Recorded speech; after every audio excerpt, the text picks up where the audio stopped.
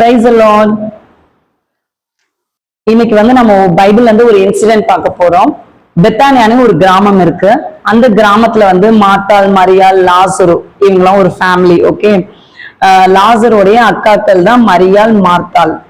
So இவங்க எல்லாருமே சந்தோஷமா இருந்தாங்க. ஏசப்பா இவங்க வீட்டுக்கு வருவாங்க. ஏசப்பாக்கு சாப்பாடு எல்லாம் கொடுத்து நல்லா ஏசப்பா பார்த்துப்பாங்க. ஏசப்பாக்கும் இந்த ஃபேமிலி ரொம்ப பிடிக்கும். இப்படி அன்பா இருந்தாங்க. ஒரு நாள் என்ன ஆச்சுன்னா, லாசருக்கு வியாதிப்பட்டுட்டாரு. அவருக்கு ஒரு நோய் அவருக்கு ரொம்ப முடியாம போச்சு, சீரியஸா இருந்தது. அப்போ இந்த மார்த்தாள், மரியாள் இந்த ரெண்டு சிஸ்டர்ஸும் ஏசப்பாவுக்கு மெசேஜ் அனுப்புறாங்க ஒருத்தர் மூலமா. ஏசப்பா இன்னொரு தூரமா ஒரு கிராமத்துல இருக்காங்க. மெசேஜ் என்ன அனுப்புறாங்கன்னா, லாசர் மறிக்க போறாரு, ரொம்ப சீரியஸா இருக்கு வியாதி, நீங்க வாங்க உடனே அப்படி சொல்லிட்டு. ஆனா ஏசப்பா என்ன பண்ணாங்க, இன்னும் 2 நாள் அங்க மெசேஜ் கொடுத்துட்டே தான் இருக்காங்க. வரவே இல்லை ஏசப்பா. அப்போ இவங்களுக்கு ரொம்ப துக்கமாயிடுச்சு. ஏசப்பா வரலையே, லாசர் இறந்து போயிடுறாரு. அதுக்கப்புறம் ஏசப்பா 4 நாள் கழிச்சு வராங்க.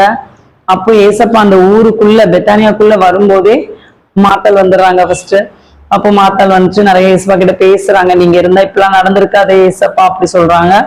அப்புறம் மார்த்தாள் போயிட்டு மரியாளையும் கூப்பிடுறாங்க. மரியாள் ஏசப்பா பார்த்த உடனே என்ன தெரியுமா பண்ணாங்க, மரியாள் அழுதுட்டு ஏசப்போட காலில் விழுந்துட்டாங்க. ஏசப்பா நீங்க இங்க இருந்திருந்தீங்கன்னா எனக்கு இப்படி ஆயிருக்காது அப்படின்னு. மரியாளை பார்த்துட்டு யூதர்கள் அழுகுறாங்க. ஏசப்பா யூதர்களையும் மரியாளையும் பார்த்துட்டு ஏசப்பாவே கண்ணீர் வடிச்சிட்டாங்க அந்த இடத்துல.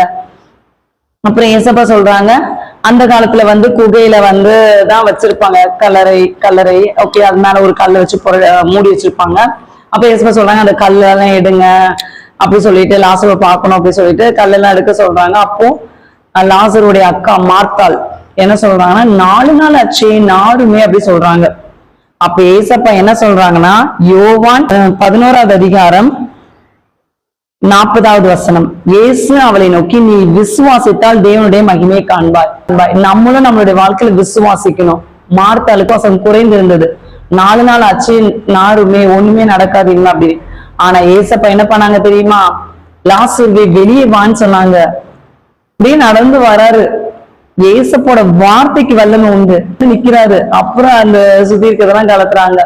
சோ இது பைபிள்ல ஒரு பெரிய அற்புதம். இது மரித்த லாசருவை ஏசப்பா உயிரோட எழுப்புறாங்க. சோ நம்மளுடைய வாழ்க்கையிலும் மரித்து போன காரியங்கள், நிறைய பேருக்கு நோய்கள் இருக்கு. சோ இது சுகமாகுமா ஆகாதா, இதோடய லைஃப் முடிஞ்சிருமானு கூட நீங்க கவலைப்பட்டுட்டு இருப்பீங்க. நோ, முடியாது. விசுவாசிங்க, ஏசப்பா மேல நம்பிக்கை வைங்க. சிச்சுவேஷன் வேர்ஸ்ட் ஆனாலும் ஏசப்பா அங்க இறங்கி அற்புதம் செய்வாங்க.